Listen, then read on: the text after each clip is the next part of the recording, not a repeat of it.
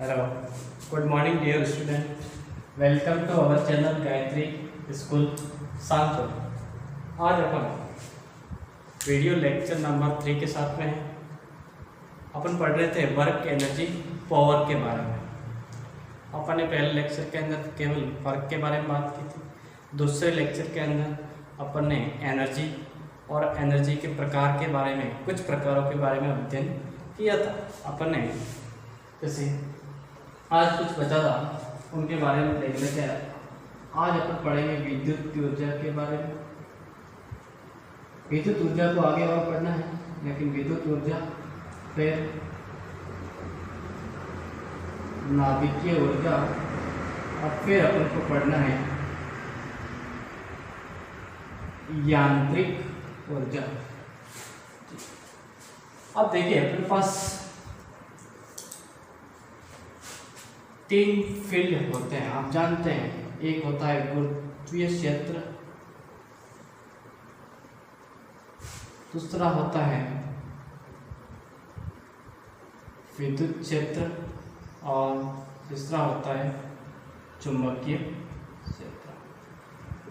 इस तीनों क्षेत्रों के अंदर अगर अन्य कोई वस्तु आएगी तो ये तीनों क्षेत्र उस वस्तु पर बल आरोपित करेंगे और बल के कारण न्यूटन के गति के सेकंड लॉ के अनुसार वो क्या करेंगे, गति करेंगे। और गति किस कारण, और उस क्षेत्र के द्वारा उनको बल आरोपण के कारण वो उनको क्या देंगे, ऊर्जा प्रदान करेंगे। तो इस क्षेत्र के कारण जो एनर्जी होगी वो कहलाएगी गुरुत्वीय ऊर्जा। और विद्युत क्षेत्र आप जानते हैं आवेशों के चारों ओर उत्पन्न क्षेत्र के कारण, तो ये कहलाएगी विद्युत क्षेत्र या विद्युत ऊर्जा। क्या कहेंगे, विद्युत ऊर्जा इस क्षेत्र में।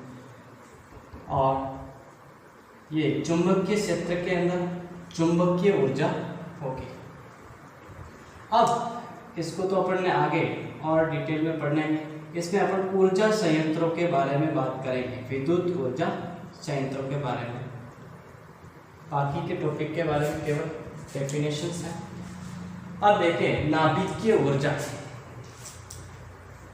अब नाभिकीय ऊर्जा देखें तो नाभिकों के कारण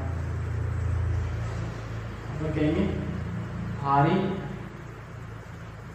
नाभिकों के कारण उत्पन्न ऊर्जा, या भारी नाभिक होंगे वो हल्के नाभिकों में टूटते हैं, जिसके कारण ऊर्जा विमुक्त होती है। वो ऊर्जा अपने पास नाभिकीय ऊर्जा कहलाती।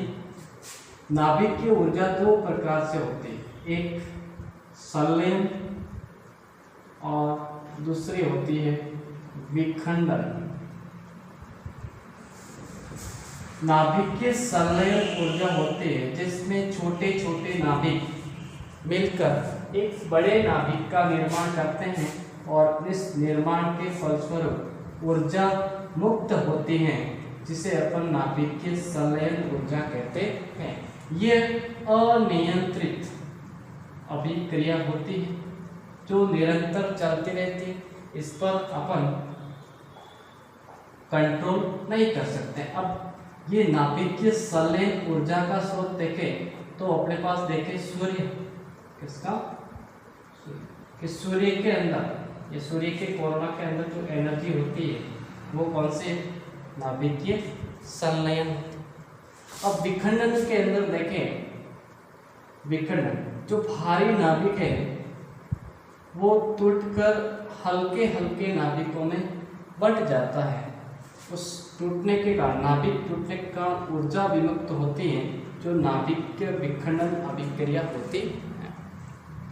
जैसे भारी नाभिक यूरेनियम, थोरियम आदि नाभिकों पर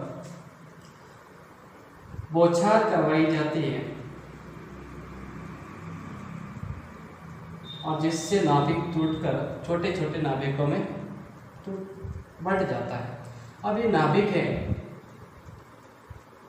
ये ऊर्जा कहाँ पर, देखें अपन, नाभिकीय संयंत्र, जैसे न्यूक्लियर रिएक्टर के अंदर, राजस्थान के अंदर रावत भाटा,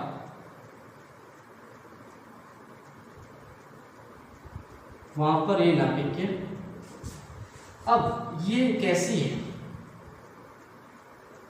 ये अपने पास देखा जाए विखंडन एक तरह से, वैसे देखा जाए नियंत्रित है। क्या है ये नियंत्रित किस प्रकार होगी, जो बौछार होती है उनके जो न्यूट्रॉन्स होते हैं उनकी गति को धीमी करते हुए या उनकी बौछार को कम करते हुए अपन इस रिएक्शन को क्या कर सकते हैं, कम कर सकते हैं।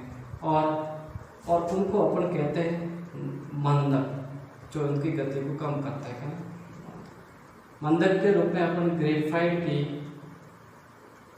छड़ों का इस्तेमाल करते हैं किसके, नाभिकीय रिएक्टर के।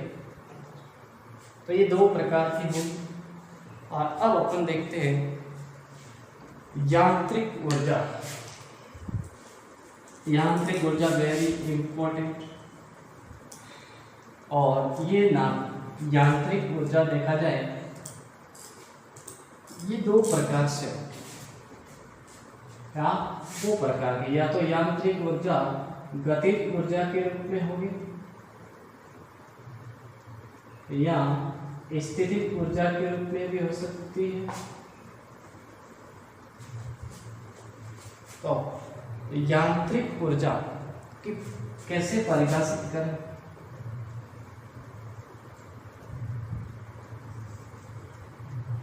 यांत्रिक में देखें, जैसे कोई वस्तु है, वो वस्तु अपने पास पृथ्वी तल से कुछ ऊंचाई पर स्थित है, मान लेते हैं h ऊंचाई पर स्थित है। तो पृथ्वी तल से कुछ स्थिति पर ऊंचाई पर स्थित होने के कारण इसके पास कुछ स्थितिज ऊर्जा होगी। दूसरी, अगर कोई वस्तु कुछ v वेग से गतिशील है तो गतिक अवस्था के कारण इसके अंदर गतिज ऊर्जा होगी। तो दोनों के अंदर ये भी यांत्रिक ऊर्जा है, ये भी यांत्रिक ऊर्जा है। यांत्रिक ऊर्जा दो ऊर्जाओं का योग कह सकते हैं, गतिज ऊर्जा एवं स्थितिज ऊर्जा। या तो वस्तु के अंदर गतिज ऊर्जा होगी या स्थितिज ऊर्जा। प्रत्येक ऊर्जा, विद्युत ऊर्जा को भी अपने पास देखें दोनों ऊर्जाओं में बांट सकते हैं, या तो गतिज ऊर्जा होगी या विद्युत ऊर्जा। किससे, आवेशों के प्रवाह के कारण। सपोज करें आवेश स्थिर है, इस स्थिर आवेश के कारण उसके पास ये इलेक्ट्रिक फील्ड होगा जिसके अंदर अन्य पार्टिकल्स होगा, वो स्थिर रहेगा, वहां पर बल अर्पित करेगा। सपोज करें ये अन्य आवेश पर, ये सारे आवेश स्थिर है तो इनके पास केवल स्थितिज ऊर्जा होगी। और अगर आवेश कुछ उस परिपथ के अंदर प्रवाहित हो रहे हैं तो उसके अंदर v वेग से गति करेंगे, जिसके कारण उसमें गतिज ऊर्जा होती। तो सारी ऊर्जाओं का अपन गतिज ऊर्जा एवं स्थितिज ऊर्जा का रूप मान सकते हैं, अर्थात प्रत्येक ऊर्जा एक यांत्रिक ऊर्जा होती है। अब पहले अपन पढ़ें, इसकी डेफिनेशंस के बारे में बात करें। क्या होगा कि किसी भी वस्तु की गति एवं स्थिति के कारण उस पे निहित ऊर्जा को अपन कहते हैं यांत्रिक ऊर्जा। गतिज ऊर्जा क्या होती है, किसके कारण, गति के कारण या गतिक अवस्था के कारण। स्थितिज ऊर्जा उसके अंदर स्थिति के। ओके, अब पहला अपन पढ़ते हैं इसके गतिज ऊर्जा।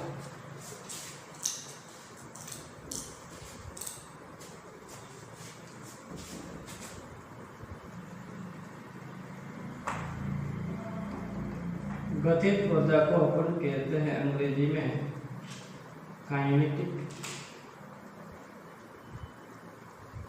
एनर्जी। ओके, ये कौन सी ऊर्जा, किसी भी वस्तु में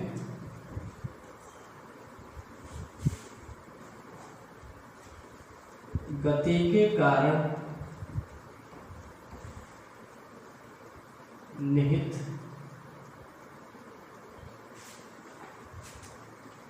अब देखिए ये गतिज ऊर्जा, चलो इसके और डिटेल में करें। सपोज करें अपने पास ये आई कहाँ से और इसके फॉर्मूले के बारे में अपन बात करें। अपने पास ये प्लेटफॉर्म है, इसके अंदर यहाँ पर कोई वस्तु स्थित है, मान लेते हैं इसका द्रव्यमान कितना है m। ये प्रारंभ में स्थिर अवस्था में है, स्थिर अवस्था का मतलब इसका वेग क्या है 0, प्रारंभिक वेग, इसको कहेंगे आप प्रारंभिक। इस वस्तु को कुछ बल लगाकर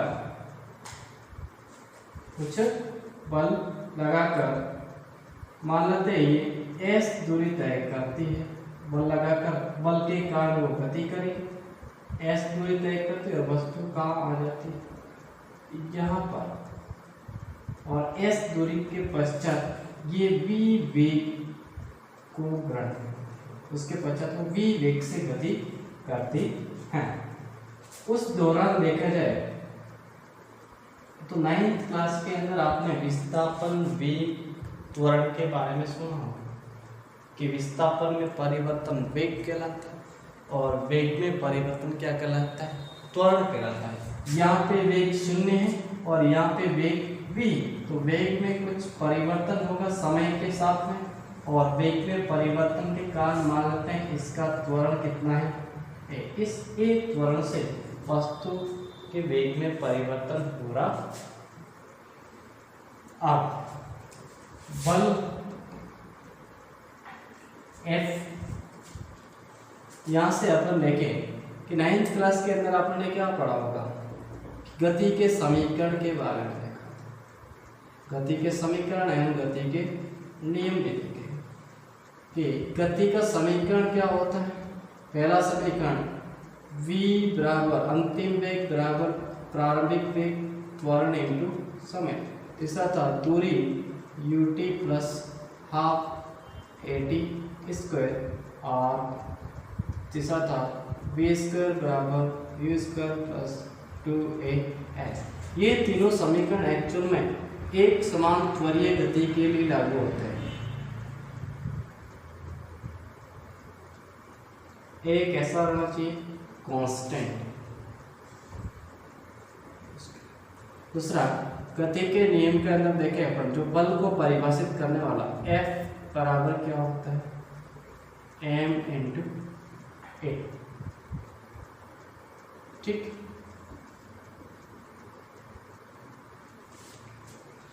यहाँ पे देखें ये ऊर्जा है, ऊर्जा एक्चुअल में अपन ने पढ़ा था क्या किया गया कुल कार्य। तो गतिज ऊर्जा को अपन किससे पता है, गतिज ऊर्जा कैसे कह सकते हैं अपन कि किसी भी वस्तु को विरामावस्था से कुछ वेग प्रदान करने में किया गया कुल कार्य गतिज ऊर्जा के बराबर। लिख सकता हूं कि m द्रव्यमान की वस्तु को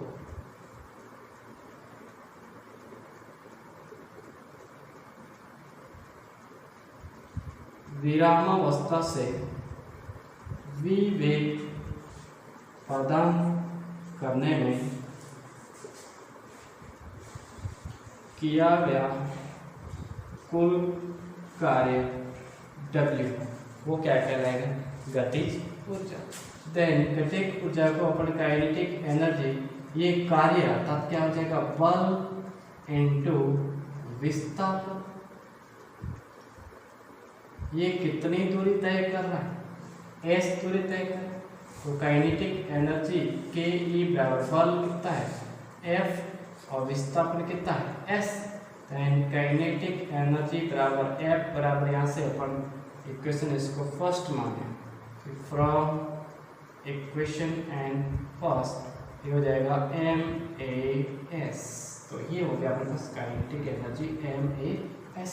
लेकिन यहाँ पे कहीं वेग का जिक्र नहीं होगा, क्योंकि वेग कितना होगा उसके आधार पर उनके पास गतिज ऊर्जा होगी। तो इस फॉर्मूले के अंदर वेग लाने के लिए अब देखें, इसको मैं मिटा तो ये समीकरण बस काम का है। अपन को ये पता नहीं है कि कितने समय में ये दूरी तय की या कितने समय में कार्य किया, लेकिन ये पता है कि s दूरी के पश्चात उसके वेग में परिवर्तन ही होगा। ठीक है, तब तो दूरी और वेग व त्वरण के साथ में संबंध या विस्थापन उसमें संबंध गति के तीसरे समीकरण से। तीसरा समीकरण क्या होगा? v स्क्वायर बराबर u स्क्वायर प्लस 2as। यहाँ पे आपको पता है कि यहाँ पे u बराबर 0, क्योंकि विराम अवस्था से स्टार्ट हुआ। तो v स्क्वायर बराबर 2as, यहाँ से a की वैल्यू देखें तो क्या होगा? v square upon 2s। ये वैल्यू इसके अंदर अपन पुट करते हैं तो मान आ जाएगा कितना? काइनेटिक एनर्जी बराबर 1/2, ये क्या है? ma into s. मान रखें काइनेटिक एनर्जी m, a की value v square upon 2s into s, s से s cancel, and kinetic energy बराबर 1/2 mv स्क्वायर, और इसका मात्रक क्या होगा? जूल। क्या होगा? जूल।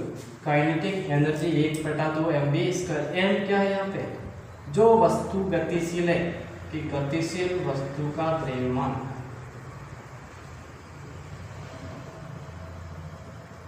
और भी गतिशील वस्तु का वेग, अर्थात गतिज ऊर्जा है वो केवल किस पे निर्भर करेगी? उस गतिशील वस्तु के द्रव्यमान तथा उसके वेग पर निर्भर करती। ठीक, हाँ। अब देखें,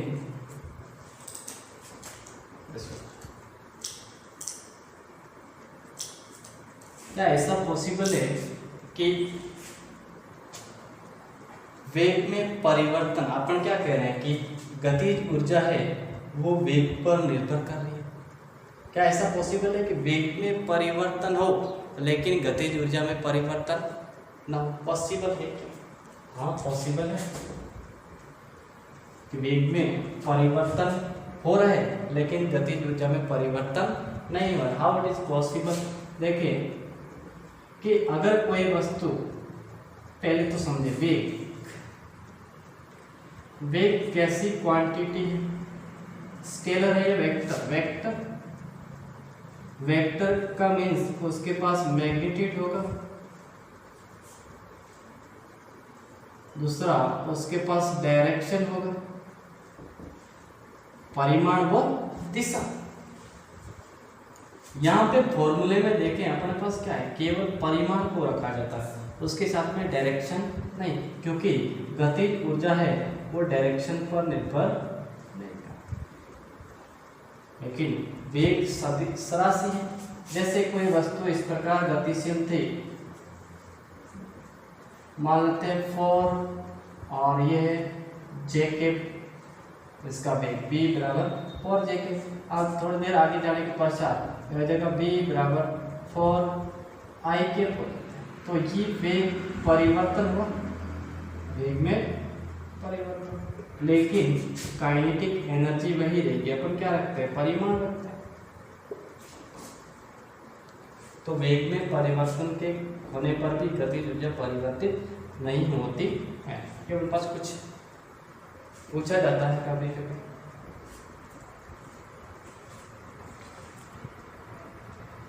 अब अपन इस पे एक क्वेश्चन देखें,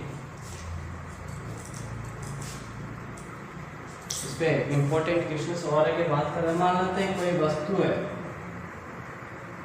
जिसका द्रव्यमान m = 50 किलोग्राम और वेग मान लेते हैं 20 मीटर प्रति सेकंड। देन काइनेटिक एनर्जी क्या होगी, बहुत ही सिंपल सा। तो काइनेटिक एनर्जी फॉर्मूला अपने पास 1/2 mv² मान रखेंगे। Kinetic energy 1/2 m 50 into v का स्क्वायर 20 इंटू 20 और किस में आएगा, जूल के अंदर। तो काइनेटिक एनर्जी कितना होगा, 20 का मतलब है 10, 10 5 10 कितना हो जाएगा, 10,000, 1 2 3 10, या फिर अपन इसको कह सकते हैं काइनेटिक एनर्जी बराबर 10 किलो जूल। ये हमारे पास सिंपल क्वेश्चन है।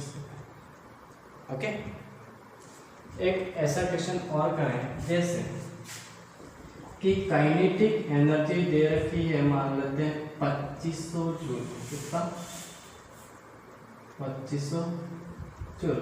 द्रव्यमान दे दिया अपने पास